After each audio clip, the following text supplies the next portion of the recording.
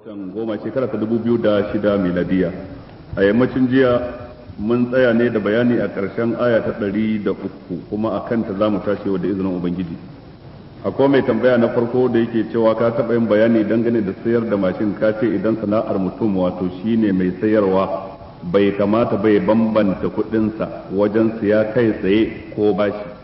amma idan ya saya ne don ya ci riba babu laifi, wato wanda ba sana'arsa bane sayar da mashin din. Ban tsammanin ne wannan magana, ban taɓa yin wannan maganar ba, ko dai kai ka ji ka fahimci hakan ba haka na faɗa ba,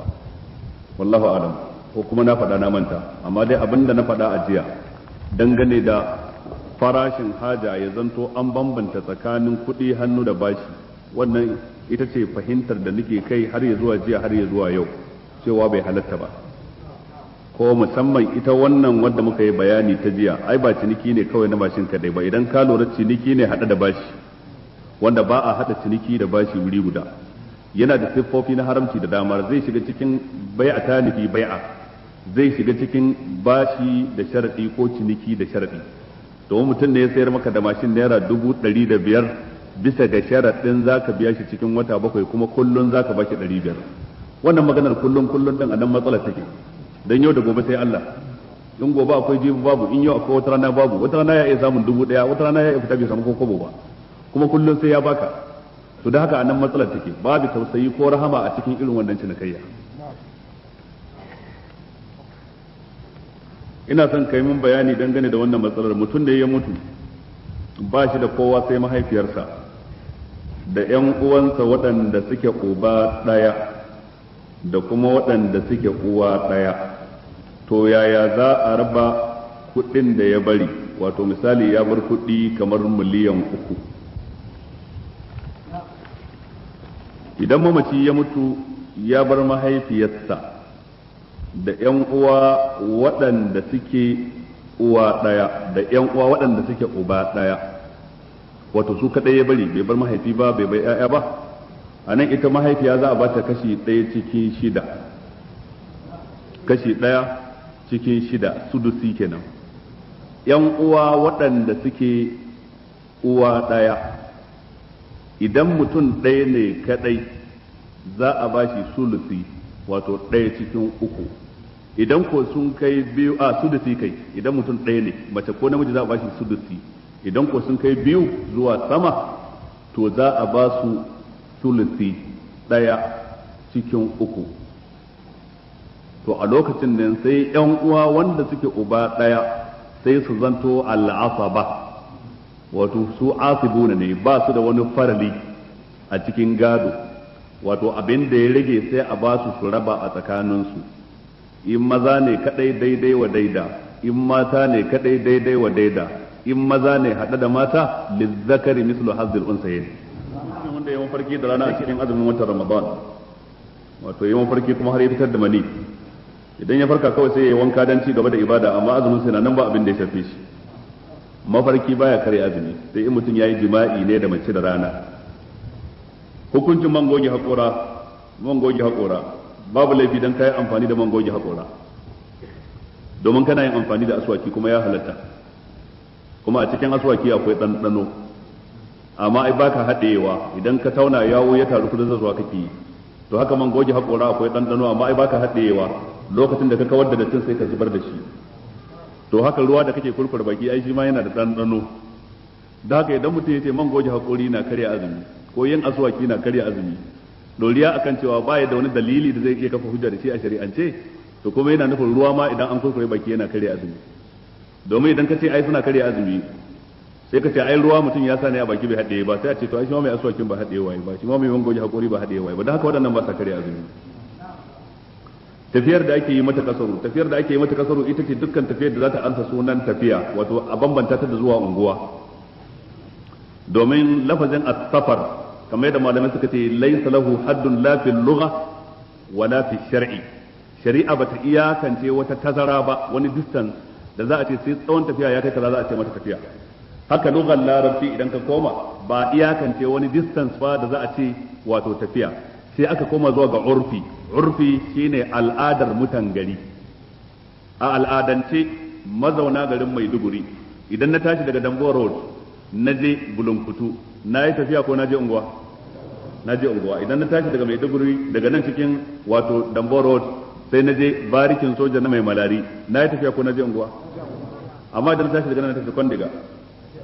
na yi tafiya idan na tafi Bama na yi tafiya ba unguwa na je ba daga nan zuwa Bama zan yi kasar kenan dan Bama zai zo Maiduguri kuma zai kasar kenan kaga kilomita 70 ne ko na makamancin mutumin da yake zaune cikin garin Kano ya tafi Kurna Asabe ya je Rijiyar Lemo duk wannan sunan shi ya je unguwa ya je Multara ya je Dawanau duk sunan sa ya je unguwa amma da zaran ya tafi Garzo kilomita 70 kaga yayi tafiya kenan da zaran ya tafi Kura da zaran ya je Tudun Wadan dan Kade duk wannan yayi tafiya kenan mutumin da ke zaune a Kaduna yana cikin garin Kaduna sai ya tafi Malali daga wata unguwa daga Tudun Wada ya tafi Malali a'a daga Malali kuma ya je Tudun Wada a'a daga Ala'akilu kuma shikenan ya je Kawo ko ya je unguwar Kaji duk sunan sa ya je unguwa amma da zarar mutumin Kaduna ya zo Zaria ya yi tafiya kenan mutumin Zaria ya je Kaduna ya yi tafiya kenan ina fata an fahimta da haka tunda ya yi tafiya zai kasar kenan wato akan bambance ne tsakanin tafiya da zuwa unguwa wanda ya yi jima'i mani bai fito ba shin akwai wanka a kansa abin da ke wajabta wanka idan mutum ya yi jima'i da mace matukar gabansa ya shiga cikin gabanta ko da ba mani to shikenan wajibal ghusl idan takal khitanani wajibal ghusl lokacin da gaba ta hadu da gaba ko da mutum bai mani ba wajibi ne wanka ya hau kansa kun fahimci wannan sannan kuma idan mutum yayi wasa da ita ba tare da jima'i ba ko mani ya fito kuma nan ma kuma wanka ya hau kansa dan shi saduwa ko da ba mani wajibi ne ai wanka ina fatan kun fahimta kuma da mutum ya yi jima'i ko da bai fitar da mani ba inda azumi ne kuma azumin sa ya kare ta ne da mahaifinta kuma kafara ta yi ta'addanci a cikin rantsuwar da ta yi amma ita mace ba ta iya wa miji zihari in shi ne ya kwatanta ta da mahaifiyarsa to ya yi zihari kenan sai kafara ta hau kansa amma ita waye ba ta yancin ta yi zihari Allah ta yi wallazina yuzahiruna min nisa'ihim yuzahiruna kaga wawun dannan li jama'ati zukur yuzahiruna min nisa'ihim ba allati yuzahirna min azwajihinna ba babu wannan mace ba ta da iko cewa miji zihari miji ne yake wa mace zihari wannan magana da ta yi magana ta banza ta rashin ladabi ta rashin kirki bai dace ba amma ba za a ce ta yi zihari ba kuma ba za a ce kuma shikenan ta zama haramun auren mijinta ba yanzu dole ne ta ansa bukatar mijinta idan ya neme ta kuma kafarar rantsuwa ta hukanta kenan an gane ku hukuncin sallah a gaban liman mutum ya bi liman sallah a gabansa zance mafi inganci baya da sallah sai yin akwai larura kun gane ko bin liman za a bi bayansa ne babu laifi ka jeru da shi amma ka zarce ta gabansa ka bi sallah sai fa in babu wuri a bayansa larura wannan abinda malamai a mazhabar malikiya suka ce sai in larura ta sa to babu laifi haka shekul islam ibn taymiya shi ma ya bada fatawa cewa idan larura ta sa babu wuri a bayansa sai ta gabansa to babu laifi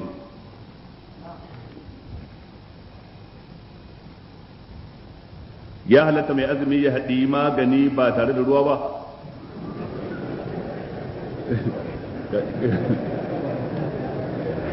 bai halatta ba domin idan ka haɗi magani ko babu ruwa ba ka iya haɗiyar lomar tuwo babu miya ba ga wani ba kaga ai azumin da ya kare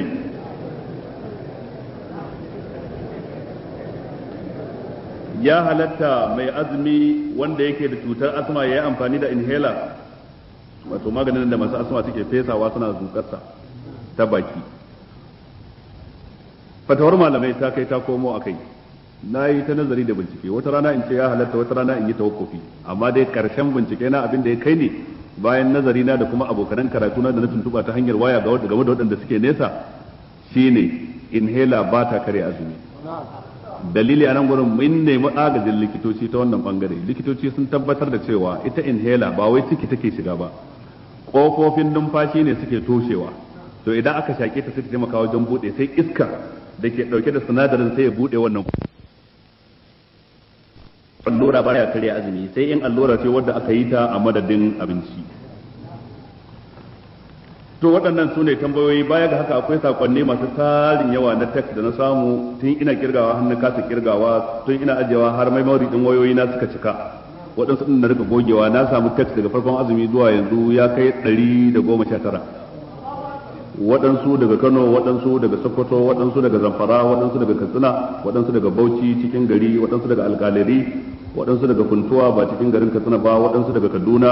waɗansu daga nan cikin Maiduguri, waɗansu daga Gamboru, waɗansu daga Bama, waɗansu daga wurare da dama, dukkaninsu maza da mata da yan uwa da abokanan arziki suna da yin fatan alkhairi, kuma suna nuna cewa suna sauraron wannan tafsiri na azumi, kuma suna addu'ar fatan alkhairi ga dukkan wanda ya zama sanadin su saurari tafsirin ta kowace kafa. To su ma ubangiji ta Allah ya saka musu alkhairi, Allah sa mu da su gaba ɗaya mai tare a cikin lada. Kuma maganganun ku da addu'o'in ku ko shaka babu suna ƙara mun gwiwa, kuma ina fatan za ku ci gaba da neman addu'a ta gari, ni ma kuma yadda kuka nema zan sa ku cikin addu'o'i na gari insha Allah a cikin waɗannan kwanaki 10 karshe na Ramadan. Allah ya saka muku da alkhairinsa. Wannan kuma yana magana ne akan a faɗawa masu ɗaukan kaset, galibin masu ɗaukan kaset wai kaset ɗin sai kan yi iska, don haka sai su gyara. Wannan kuma yana cewa akwai police station na Ibrahim Taiwo a nan a kusa da Bagaro da ya zai da rubuto, to waɗannan 'yan sandan da ke wannan waje wai sukan fara kame wani lokaci tun karfe 7 na yamma, kuma duk wanda suka kama sai sun karɓi naira 2,000 a wajensa kamar yadda ya rubuto. Yake so da Allah a ja hankalinsu su ji tsoron Allah, don wannan ya zama zalunci kenan. In har wannan abin da ka faɗa ka rubuto gaske ne, to ko shakka babu wannan 'yan sanda dai ba su kyauta ba, ko muna fatan jami'an 'yan sanda da abin ya shafa za su yi gyara. An ce wai police station na Bagaro kamar yadda ya rubuto, in gaske ne to in ba gaske bane ba kuma dai huwar mas'ul, amma dai a ce cikin azumi karfe 7 a kama mutum kuma sai an kwaci 2,000 a wajensa, wannan zalunci ne. Da haka muna fata rundunar yan ce kuma gashi galibin ɗaliban da suke karatu din da musulmi mata ne waɗanda suke na aure da kuma waɗanda suke shirin yin aure, saboda haka take kira da ayi magana ga shugabannin da abin ya shafa, wanda kuma akwai musulmi a cikin su ji tsoron Allah su gyara wannan doka, tunda dai babu wani abin da ya wajabta ta. Kin ji dai mun karanta takardarki, ko muna fatan su waɗanda abin ya shafa sun ji, ko wanda in ya ji zai faɗa musu. An ce School of Nursing University Maiduguri Teaching Hospital waya anan wannan dokar take. Muna fatan za a sassauta wannan doka domin a baiwa mata musulmi damar su yi karatun su, musamman waɗanda suke masu aure kuma sun sami izinin mazajen su ko ƴan uwansu. Amma a ce dan saboda ki yi karatun ke ya halatta ki zubar da ciki, bai halatta ki zubar da ciki ba. In kin zubar da ciki kin saba manzon Allah sallallahu alaihi wasallam. Amma muna kira ga shugabannin da abin ya shafa su ji tsoron Allah, su gyara wannan doka. Wannan kuma wata takarda ce shafi 2 ta wani Mr. Yunusa, har ya rubuto telephone number ɗinsa, yace shekara cikin harshen turanci ya rubuta shafi 2, yace shekara 2 kenan yana sauraron wannan tafsiri ta hanyar kafofin watsa labarai, amma shi ba musulmi bane, yanzu ya gamsu 100% zai shiga musulunci, amma yana son in bashi lokaci da wurin da zamu haɗu. To lambar wayar da ya bugo na buga ban same shi ba, amma na rubuta masa text na bashi lokaci da inda zamu haɗu, bayan mun haɗu kuma na dawo in faɗa muku labari. Wannan kuma wani ɗalibi ne da yake bayyana takaicinsa da ɗalibai musulmai suke ciki, musamman a nan arewacin Najeriya da kuma musamman nan yankin jihar Borno da Yobe. Yace shi iyayensa ba su da ƙarfi, ya kammala makaranta alal akalli yana da credit wajen guda 3, distinction ka guda 3, credit wajen guda 5. Ya cancanta ya samu admission a university, amma aka ki daukan sa saboda iyayensa talakawa ne. Wannan ta sa dole ya bar jami'a ya je karatu a Ramat Polytechnic. Bayan ya kammala kuma ya zo yana neman aiki kuma wurjanjan. Daga baya ya karata samun damar ci gaba da karatu saboda iyayensa talakawa ne. Wato dai ya bayyana takaicinsa mai yawan gaske, dan daga ganin takardar kai ka ce yana kuka ya rubuta ta. Na tausaya masa kwarai da gaske, yana magana ne da yawun ɗalibai yan uwansa. Akwai wadansu ababai a cikin takardarsa wanda suke buƙatar shawara. Idan har ya ji wannan karatu nawa yanzu tun da ya rubuto ta ranar 10 ga wata ita takardar tasa, saboda ban samu damar karantawa ba sai yau, dan a yanzu haka cikin tambayoyinku waɗanda ban karanta ba alal akalli za su kai 1000. Takardun suna nan, kawai sai rasa ma ya zan yi dauke su, sai dai rinsa ido in zabo haka, wanda ta faɗa hannuna in yi tanki to ya zan yi. To saboda haka idan har ya ji wannan takarda, ya ji wannan bayani nawa, zai iya samu na yau juma'a din nan bayan shan ruwa, kar ya wuce 8:30 na dare, kar ya kai 9. Idan bai same ni ba yau sai same ni gobe, haka shi ma dai bayan shan ruwa kamar 8 zuwa 8:30 na dare. Sai in ba shi shawarwari kan waɗansu ababai banda koke-koken da ya dai kuka mai yawa game da shugabanni, kuma lallai abin da ya faɗa na da dama daga cikin sakacin shugabanninmu wannan kan abin takaici ne kwarai da gaske. Ya kamata shugabanni su ji tsoron Allah, su tuna za a tambaye su wato yadda suka gudanar da mulki ranar tashin kiyama. Kuma akwai wata addu'a da manzon Allah ya mai zafi game da shugabanni. Ya daga hannu a ɗakin ummu na Aisha, yace ya ubangiji dukkan wanda ya jibinci lamarin al'ummata ya shugabance su, in yayi musu sauki sun ji daɗin gudanar da mulkin sa bai zalunce su ba, ya ubangiji ka sauƙaƙa masa ka sauƙaƙa masa ka sauƙaƙa masa. Sannan kuma yace ya ubangiji dukkan wanda ya shugabanci al'ummata kuma ya jefa su cikin kunci cikin halin kakani kai yace ya ubangiji ka kuntata masa ka kuntata masa ka kuntata masa. Kaga wannan addu'a ce mai tsanani, manzon Allah ya riga ya yi ta ga shugabanni. Dan haka wannan sai ya zama wajibi ga dukkan wanda yake shugaba da yake shugabantar jama'a ya sani cewa ga addu'ar manzon Allah akan sa. Kuma manzon Allah dai ya ce kullukum ra'in wa kullukum mas'ulun an ra'iyatihi. Wannan takardar kuma likitoci ne musulmai kamar yadda ya faɗa yan postgraduate za su rubuta jarabawa a Ibadan nan da watan gobe, don haka suke buƙatar yan uwa musulmi su taimaka masa addu'a a cikin wannan wata mai alfarma. Allah ya ba su jarabawa, Allah ba su sa'a jarabawa. Muna fatan ubangiji ta Allah ya ba ku sa'a jarabawa. Wannan kuma yana son a faɗakar da yan uwa musulmi a hanyar da ta dace. To waɗannan dai su ne abinda na iya karantawa cikin wasikunku. Ubangiji ta Allah ya biya mana bukatar gaba ɗaya ta alkhairi. Sannan kuma dangane da taimako da aka nema dangane da ayyuka na wannan wata mai alfarma, kamar yadda na faɗa a sallar dare jiya cewa an samu kuɗi ya zuwa yanzu wuri na gugar wuri naira 295, amma a cikin wata baiwar Allah mace ita kadai ta taimaka da naira 250. mu kuma dukan mu nan wurin har da waɗanda suke waje da wanda suke kallo a talabijin mu kuma mun taimaka da naira 40,000 da biyar. Kowa dai ya gani ya san ta yi defeating din ma wannan ta ci nasara akan mu a wannan yanayin, sai dai mun yi da gaske. Da haka jibil hadi ake sa ran za a kai wannan ziyara. Ana buƙatar kayan abinci, ana buƙatar tufafi kamar yadda na faɗa ba za mu yi dakon tsumma ba, kar wanda ya kawo fasashen riga ko koɗaɗɗen zane. Za mu samu kaya ne na mutunci wanda ke ma kina sa kina jin daɗi, kai ma kana sa kana jin daɗi, sai ka wanke ka goge a linke sai ka kawo, sai mu maka dako dan ka samu lada mu kai inda ya dace muku. Wanda kuma zai kawo abinci kuma shi ma ana buƙatar ya kawo. Sannan kuma ɗazu da rana wannan makulli da kuke gani na menene? Wato wani mashin ne kanin mota, dan da ganin makullin yana da kurjini ya fi karfin a ce na mashin ne. Dan hadda remote control kaga da abubuwa haka da sauransu, wani katon mashin ne dai ban taɓa ganin irin shi ba. Da na duba malajin shi gudun shi ma 180, kusa da kanan irin babban mashin din da ake wa gwamnoni zagi irin wanda yan sanda suke hawa.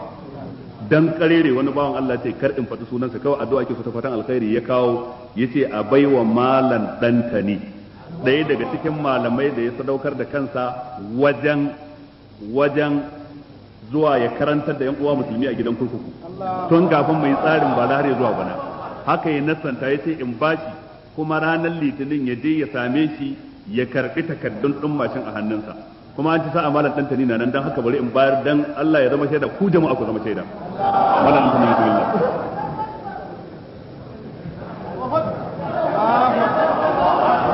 a sai mu gasa kuma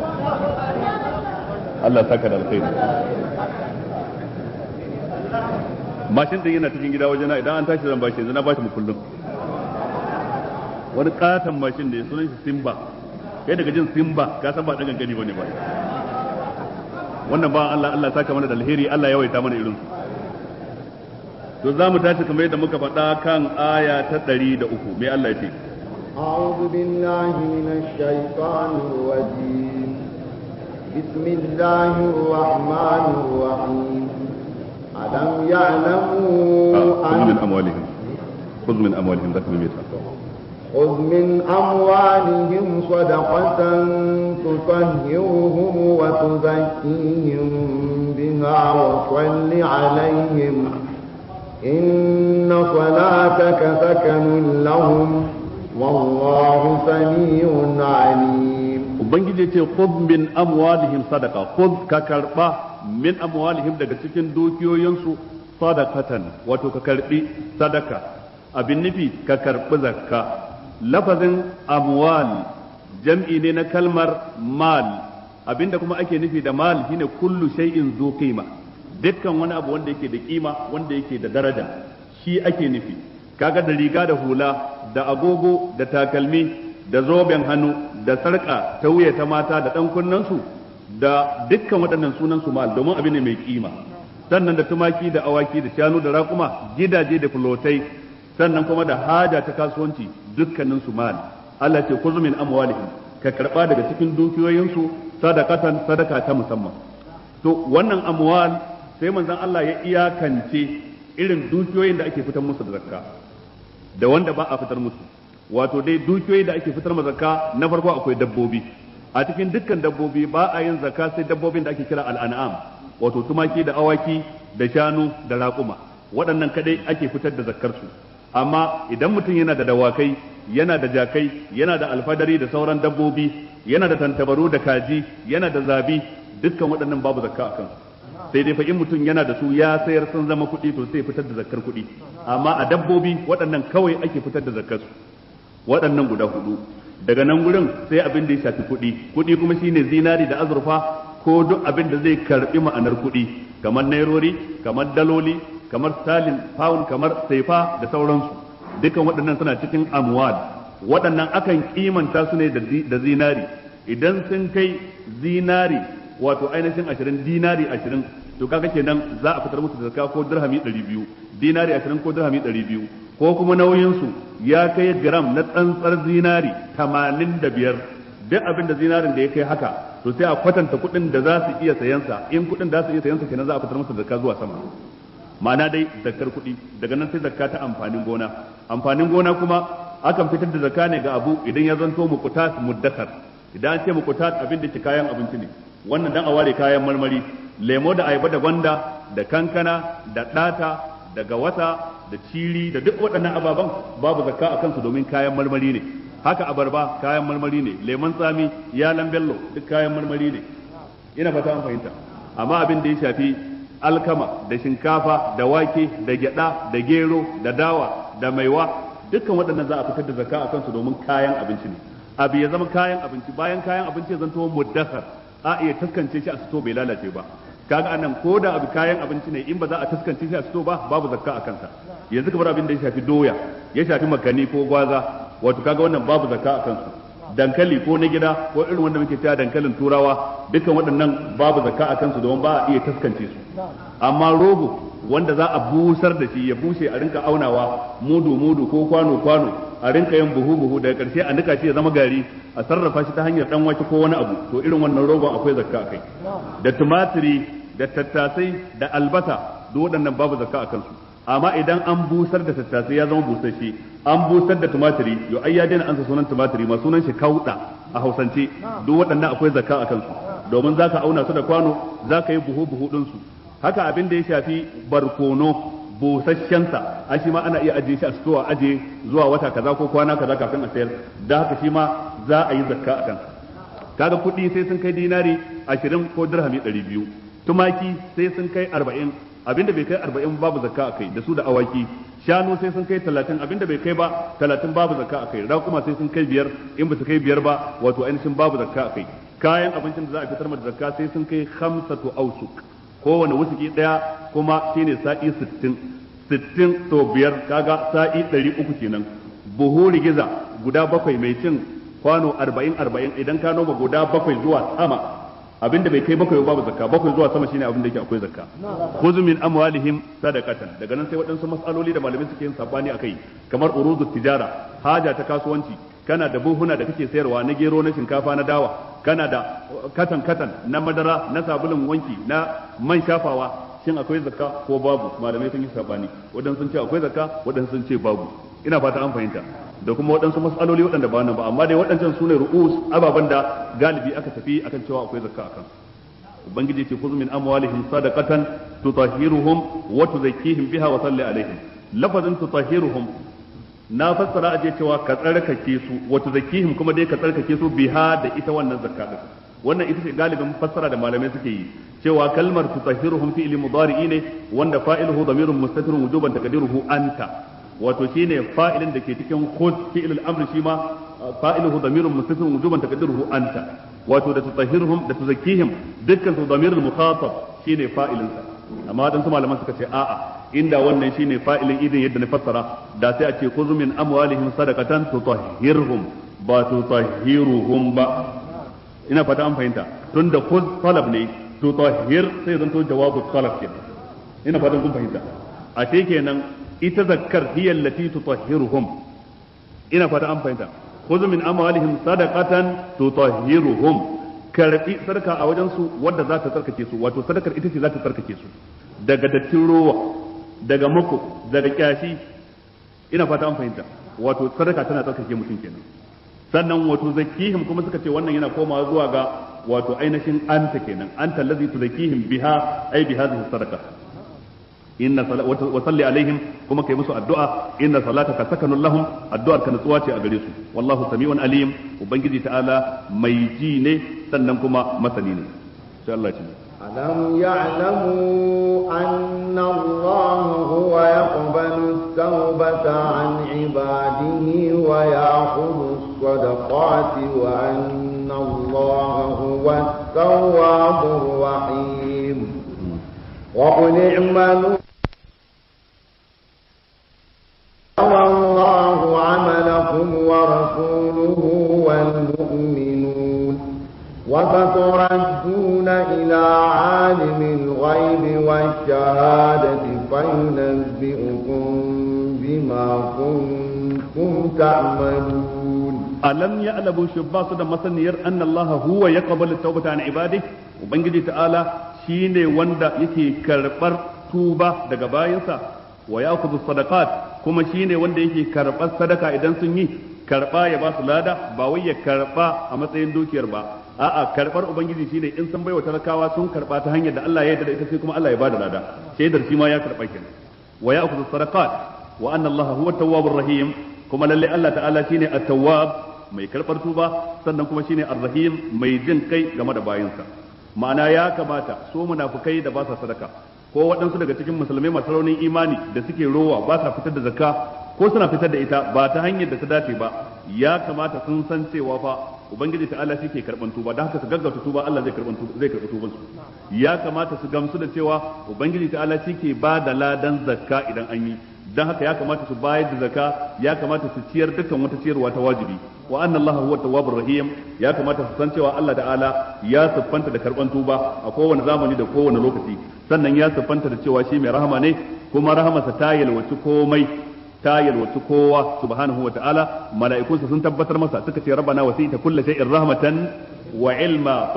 faghfir lil ladzina tabu wattaba'u sabilak wa qihim azabal jahim. Wato ya ubangiji ka yalwaci komai ta fuskar ainihin rahama da kuma ilimi, da haka kai gafara ga waɗanda suka tuba. Mala'iku ke roƙan gafara ga wanda suka tuba, da haka sai mutum ya tuba kenan, tuba akwai falala a cikin ta. Ubangiji ta'ala ya ce wa qul i'malu fa sayara Allahu amalakum wa rasuluhu wal mu'minun. Qul ka ce da su i'malu, ku dai ku yi aiki, fa sayara Allahu amalakum wa rasuluhu wal mu'minun, da sannan ubangiji ta'ala zai ga aikin ku, sannan kuma manzon sa ma zai ga aikin ku, mummune za su ga aikin ku. Gani na aikin Allah ana nufin bayyanar da shi a fili, amma gani tun Allah ya riga ya ga aikin da mutane suka yi. Manzo zai gani a ranar tashin kiyama, sauran mummune za su gani a ranar tashin kiyama, ranar da za a fallasa asiri, yawma tubula sara'ir, ranar da za a fallasa asiran mutane. Afala ya'lamu idza bu'sira ma fil qubur wa hussila ma fi sudur. Dan adam bai san ba me zai faru idan an binciko abin da ke cikin kaburbura, aka tona asirin abin da ke cikin kiraza da zukatan mutane. Yawma idhin tu'raduna la takhfa minkum khafiya, a nan za a bijirar da ku gaban Allah, babu wata rai da za ta koyu a gaban Allah. Kowane rai da me ya aikata da me yace za a bayyana shi a fili, kowa ya gani. To wannan shine ake nufi fa sayara Allahu amalakum wa rasuluhu wal mu'minun. Allah zai ga aikin kuma na Allah zai nuna, wa rasuluhu manzo kuma zai gani, tunda shi zai zama shaida akan al'ummarsa, wal mu'minun mummune kuma za su gani, dan mummune kuma za su zama shaida sashin su akan sashi, kowa ya shaida aiki sai sabon da za a yi wa kowa.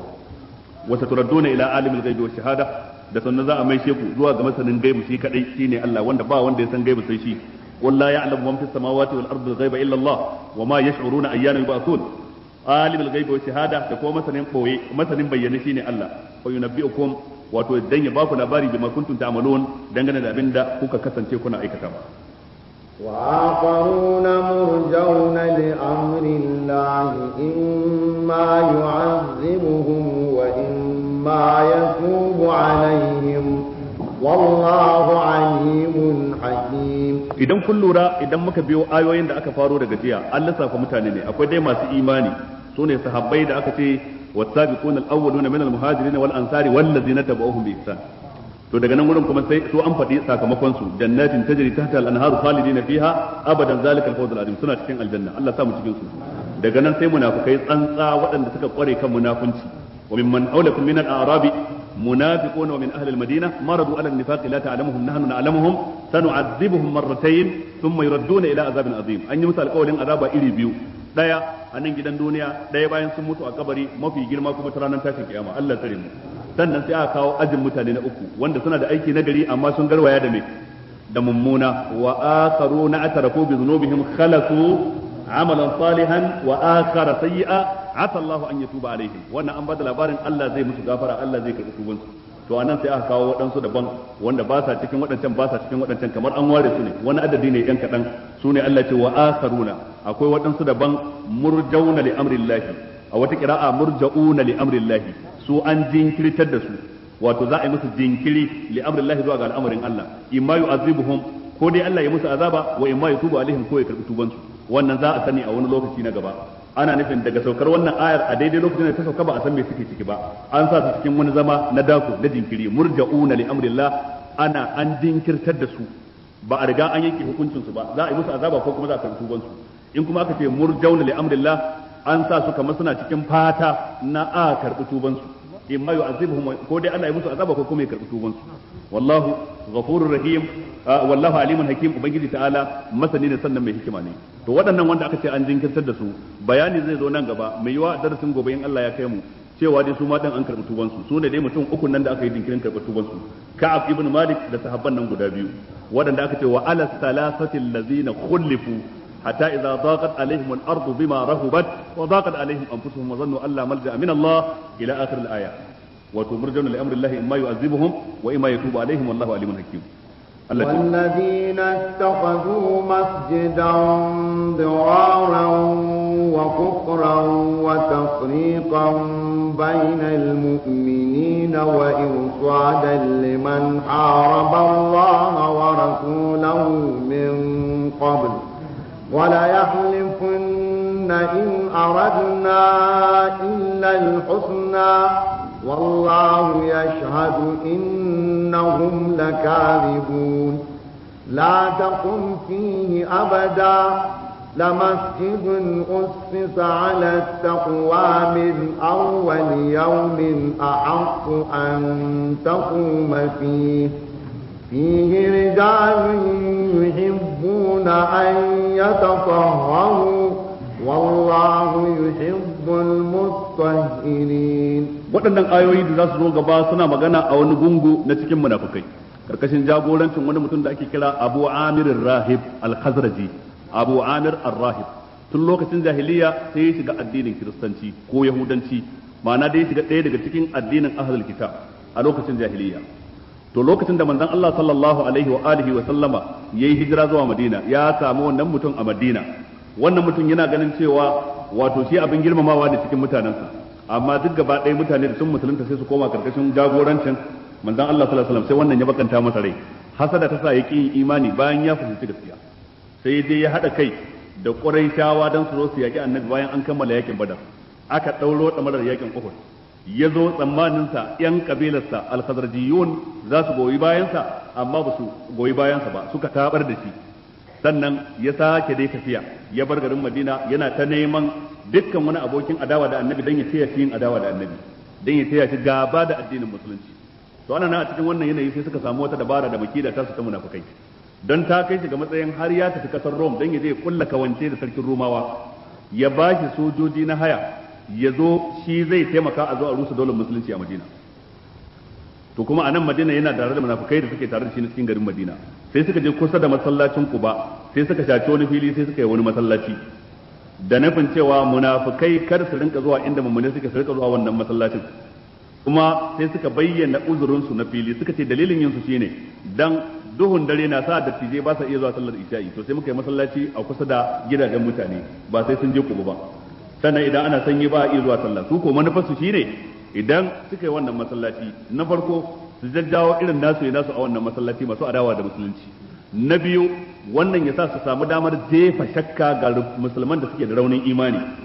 tunda koya kaga masallaci kai zaka kyautata zato bari ka je kai sallah amma baka da tabbacin mai shi ya gina dan yada kalmar musulunci dan kare tutar musulunci dan yada sunnar annabi ko dan wata manufa tashi ta karan kansa shi da ire-irensa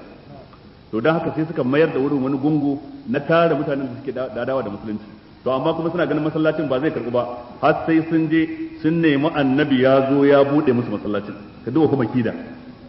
suka je suka samu annabi suka lallashi shi cewa ya zo ya musu sallah idan ya bude musu masallacin to kenan ya zama karbabbe duk jama'a za su manzo Allah kuma lokacin yana shirin yakin Tabuka yace gaskiya ba zan samu zuwa ba dan saboda ina kiltsin tafiya yaki sai in na dawo daga Tabuka sannan na zo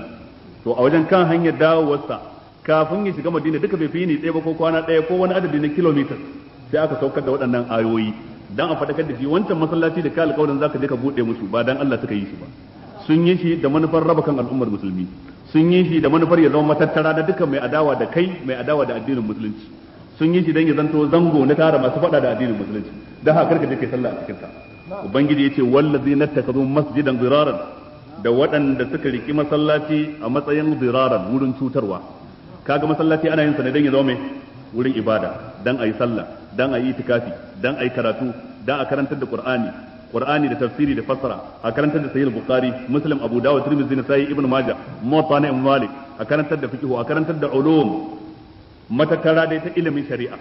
sannan a bayar da dama bayi masu ibada za su je su zauna su karanta alqur'ani ko wani abu dan wannan manufar ake masallaci duk wanda ya masallaci da wata manufa daban ba wannan ba kenan ya rusa manufarsa ta yin masallaci sannan duk wanda yi dan waɗannan manufofin kuma zai yi dan Allah ba dan in kwace al'ummar masallacin wani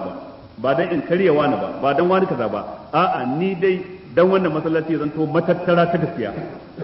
in mutum gaskiya yake so gashi to shikenan ko da masallatai sun zama 100 a gari daya in dai adadin mutane suka bukata ta sa aka haka ba a sabawa Allah ba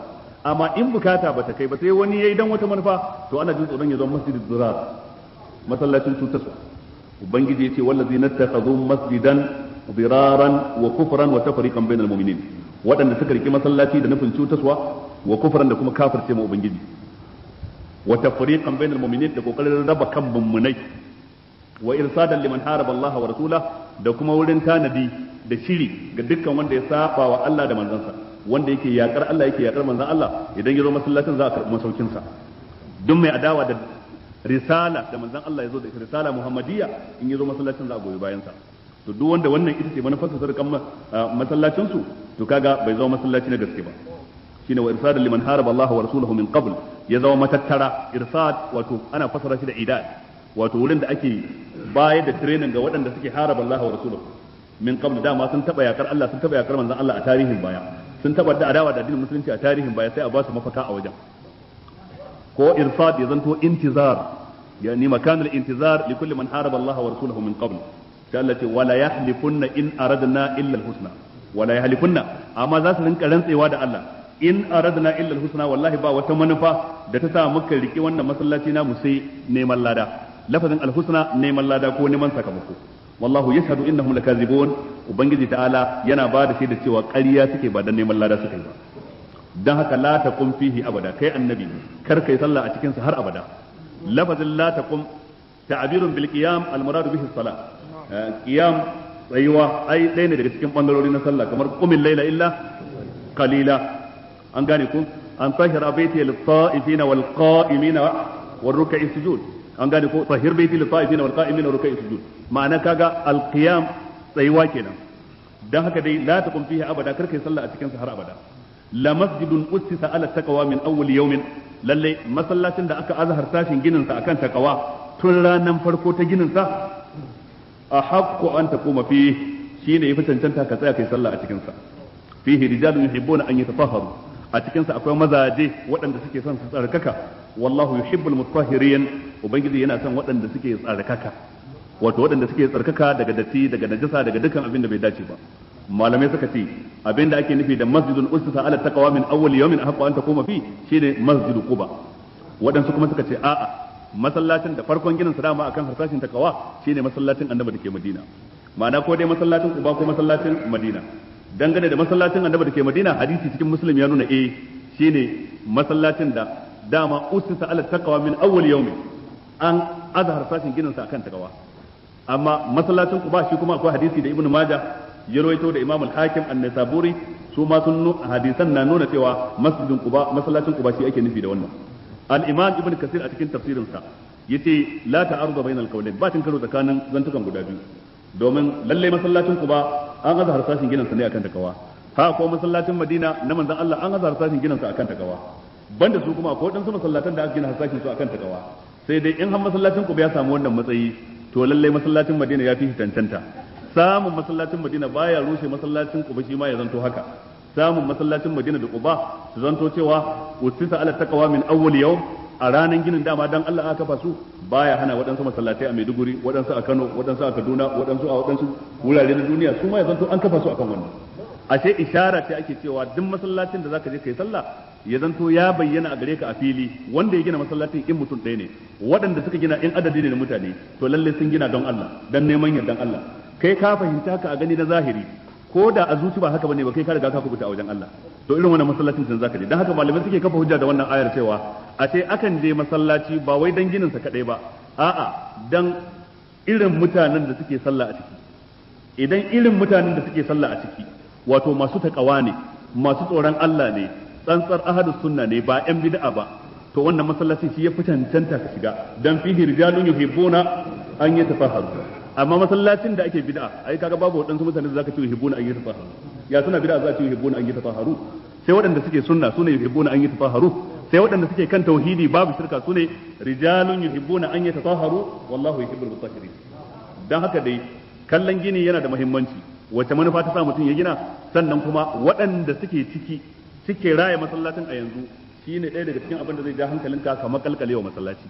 lalle ya zama matattara ta yada sunnar manzon Allah sallallahu alaihi wa alihi wa sallam ta taimakon addini Allah ta mu cikin su fihi rijalun yuhibbuna an yatatahharu wallahu yuhibbul mutahhirin Allah ta mi afaman assasa bunyanahu ala taqwa min Allah wa ridwanun khayrun amman assasa bunyanahu ala shafa jurfin nar أمن أسس بنيانه على شفا جرف هار فانهار به في نار جهنم والله لا يهدي القوم الظالمين لا يزال بنيانهم الذي بنوا ريبة في قلوبهم إلا أن تقطع قلوبهم والله عليم حكيم أفمن أسس بنيانه على تقوى من الله ورضوان shin yanzu masallacin da magininsa ya sanya harsashin gininsa akan harsashi na taqwa da kuma neman yardan ubangiji shin irin wannan masallaci shine mafi alkhairin wuri da mutum zai je yayi ibada amman assasa bunyanahu ala shafa jurufin har ko masallacin da wanda ya aza harsashin gininsa dama ya aza ne ala shafa jurufin harin a bisa ga gabar wani rami na halaka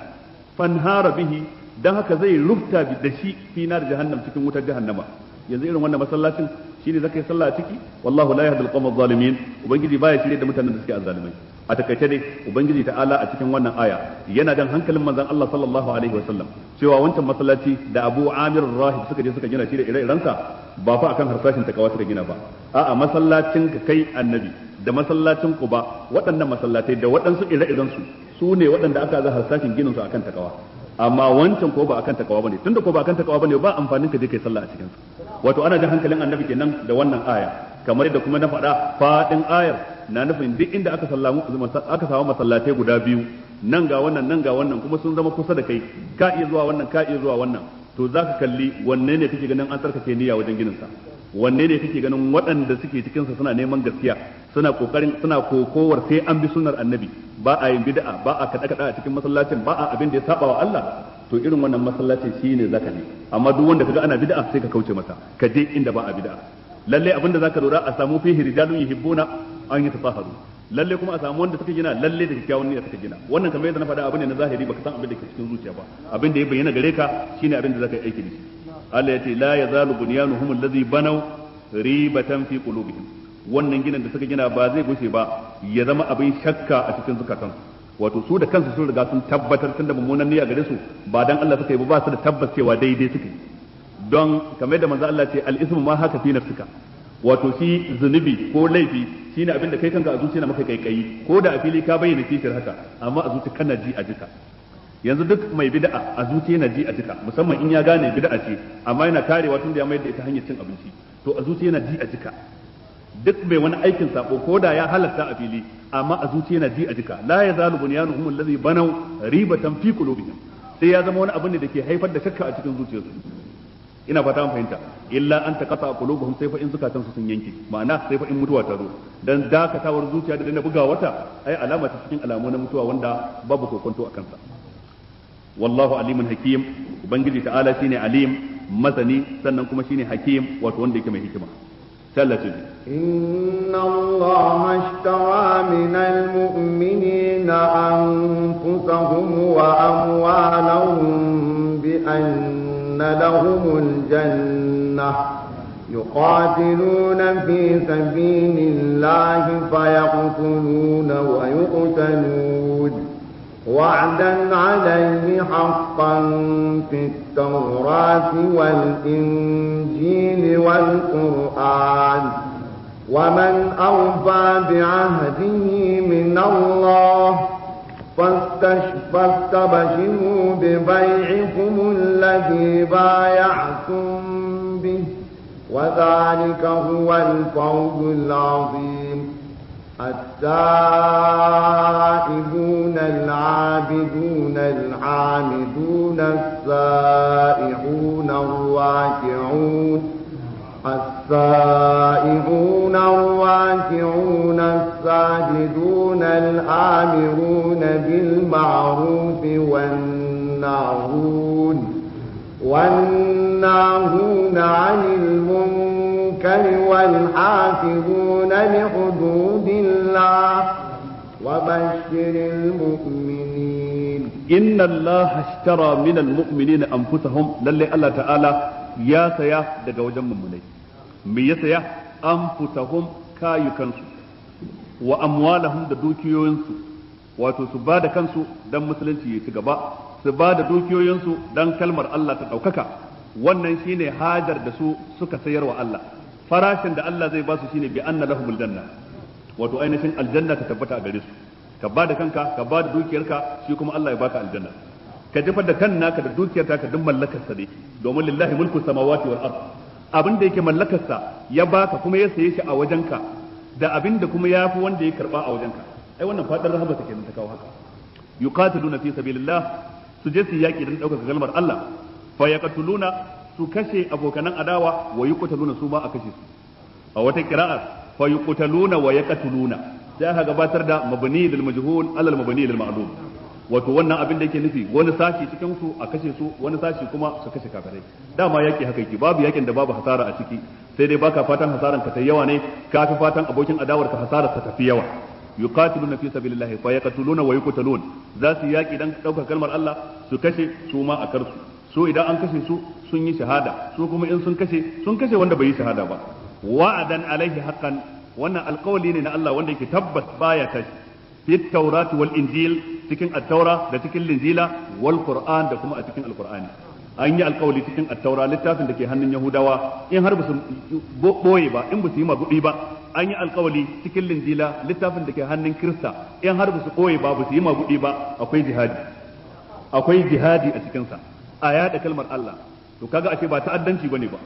jihadi ba ta'addanci bane, jihadi adalci ne. Ya sha bamban da fadace irin yakin duniya na ɗaya da na biyu da aka yi, aka kashe miliyoyin mutane a banza. Ya sha bamban da fadace irin wanda a yau ake yi a sassanni daban-daban na duniya, waɗanda ake karkashe mutane a banza. Jihadi yaki ne na adalci, tsarkakakken yaki ne, ba ya da datti a cikinsa. Akwai shi a cikin attaura, littafin yahudu, akwai shi a cikin linjila, littafin kirista, in dai malaman su ba su ɓoye ba, in ba su jirkita shi ba, in ba su garwaya da son zuciya ba, gashi kuma a cikin alkur'ani mai girma. Shine wa'adan alaihi haqqan fit tawrati wal injili wal qur'an. Wa man awfa bi ahdihi min Allah, wa ya fa Allah taka alqawli, babu wanda ya fa Allah taka alqawli. Fastabshiru bi bai'ikum allazi bay'atum bih, ku yi bushara da irin wannan cinikayya da kuka kulla tsakaninku da Allah. In har kun yadda kun ba da kan ku da dukiya, to tabbas shi kuma Allah ya ajiye muku farashin ina jiran ku, ita ce aljanna da duk abin da ke cikin ta da kayan ni'ima. Fastabshiru bi bai'ikum allazi bay'atum bih, ku yi bishara da wannan cinikayya da kuka kulla tsakaninku da ubangiji subhanahu wataala wa zalika huwa al-fawz al-azim wannan abin da aka ambata shine rabo wanda yake mai girma rabo mai girma gawa at-ta'ibuna al-abiduna al-hamiduna as-sa'ihuna ar-raki'una as-sajiduna al-amiruna bil ma'ruf wan nahuna 'anil munkari wal hafizuna li hududillah idan an ce at-ta'ibuna mutanen da suke tuba daga kafirci zuwa ga imani daga bid'a zuwa ga sunna daga ayyukan sabo zuwa ga ayyukan da'a daga san rai zuwa ga ikhlasi at-ta'ibun kenan al-abiduna mutanen da suke ibada ta farali da ta nafila sawa'un ibada ta dukiya kamar zakka ko ibada ta gangan jiki kamar sallah da azumi ko ibada da ta jikunci dukiya da gangan jiki kamar jihadi ga dukiya ga gangan jiki kamar aikin hajji da umara ga dukiya ga gangan jiki da sauransu duk dai suna yin ibada ta farali da ta nafila ta dukkan waɗannan nau'ikan ibadoji sune al-abidun sannan sai alhamiduna an ware alhamiduna duk da za su shiga cikin al'abiduna sune masu godiyar Allah da baka yawaita faɗin alhamdulillah subhanallah walhamdulillah dan Allah shi ake godewa da fari shi ake godewa da karshe walahu alhamdu fil ula wal akhirah walahu al hukmu wa ilayhi turja'un da haka ya bude waɗansu surori da hamdala alhamdulillahi rabbil alamin alhamdulillahi fatir samawati wal ard alhamdulillahi alladhi khalaqa samawati wal ard kuma ya rufe waɗansu surorin da hamdala wa tara al malaikata hafina min hawli al arsh yusabbihuna bihamdi rabbihim wa qudiya bainahum bil haqq wa qila alhamdulillahi rabbil alamin aka kulli surar da wannan aya dallahu al amdu lahu al hamdu fil ula wal akhirah wa lahu al hukmu wa ilayhi turja'un sune alhamiduna sannan sai mai as-sa'ihuna lafazin as-sa'ihuna waɗansu malamai suka ce masu azumi haka suka fassara kalmar waɗansu suka ce ba masu azumi ba ake nufi ana nufin as-sa'ihuna masu kai kawo a bankasa tafiya ta ɗaukar izini ba tafiyar bude ido ba tafiyar wa'azi afalam yasiru fil ardi fatakuna lahum qulubun yaqiluna biha aw azanun yasma'una biha fa innaha la ta'mal absar walakin ta'mal qulubul lati fi sudur tafiya dan ɗaukar izina tafiya dan yada wa'azi tafiya dan neman ilimi tafiya dan jihadi duk wannan suna cikin as-sa'ihuna matafiya tafiya dan neman halal ka kare mutuncin kanka ka kare yunwar iyalinka duk wani nau'i ne na siyaha as-sa'ihuna masu kai kawo tafiya dan ka je wata daula da ta rushe a baya a tarihi ka dauki izina cewa mu ma watan wata rana ba ma nan duk wannan yana cikin tafiya wato ta daukan wa'azi da izina sune as-sa'ihuna sannan sai mai arraki'una sajiduna am ambaci ruku'i da sujada ana nufin sallah al'amiruna bil ma'ruf wan nahuna 'anil munkar masu umarni da kyakkyawa sannan kuma suna hani daga mummuna wal hafizuna li hududillah masu kokarin tsare dokokin Allah a karan kansu sannan su tsare dokar Allah a duk abin da suke da iko akan yana da iko akan matarsa da ƴaƴansa da makwabtansa da yaran gidansa ya sa su bi Allah to zai tsare dokar Allah akan wannan yana da iko akan masarautarsa gundumarsa district ɗinsa idan hakimi ne jiharsa karamar hukumarsa in shugaba ne na karamar hukuma to zai kokari ya kiyaye dokar Allah wanda zai iya a karkashin sa al-hafizun li hududillah kenan Allah ya ce wa bashiril mu'minin kai bishara ga waɗanda suke mummunai wato waɗanda suka saka waɗannan ababen da aka ambata wannan aya ya yan uwa musulmi akwai ragowar bayani a cikin ta mai muhimmanci amma sai dai mu tashi akan sa gobe dan Allah ya kai mu kar ku manta da cewa kuma goben da safe karfe 10 akwai latta da aka keɓance ta dan mata kadai wanda ita za a rufe dukkan darussa da suka shafi mata na wannan azumi daga goben idan Allah ya kai mu gobe da safe karfe 10 a nan masallacin Alhaji Muhammad Ibn abinda muka faɗa zama daidai Allah shi ba mu lada wanda muka kuskure Allah shi ya kai mana